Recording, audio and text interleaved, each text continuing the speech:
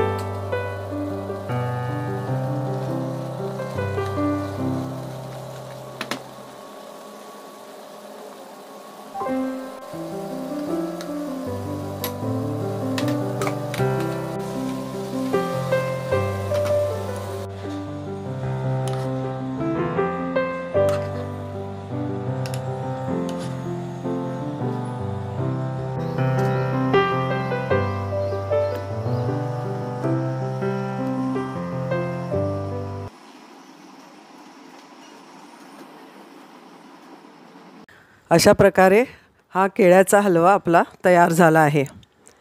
मंडळी, हा अशा पदार्थाचा एक प्रकार आहे की जो आपण नैवेद्यासाठी सुद्धा करू शकतो. पटकन घरामध्ये आपल्या केळी असतात, नारळ असतो आणि साखर किंवा गूळ तुम्ही दोन्ही काही तुमच्या इच्छेप्रमाणे वापरू शकता. वेलची असते.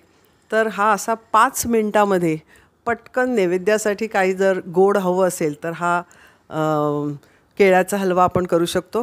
अन्यथा आपल्याला घरात रोजच्या जेवणामध्ये सुद्धा एखादी भाजी बेताची असली तर आपण हा केळ्याचा हलवा करूनही खाऊ शकतो. बरं, ह्या केळ्याच्या हलव्यासाठी पिकलेली केळी, साधी मध्यम केळी आणि कुठल्याही प्रकारची केळी, वेलची केळी म्हणा किंवा साधी केळी म्हणा, या केळ्यापासून हा हलवा आपण बनवू शकतो. हा व्हिडिओ आपल्याला आवडला असेल तर लाईक करा, शेअर करा आणि हो, सबस्क्राईब केलं आहे का हा चॅनल? नसेल केला तर ताबडतोब सबस्क्राईब करा. धन्यवाद.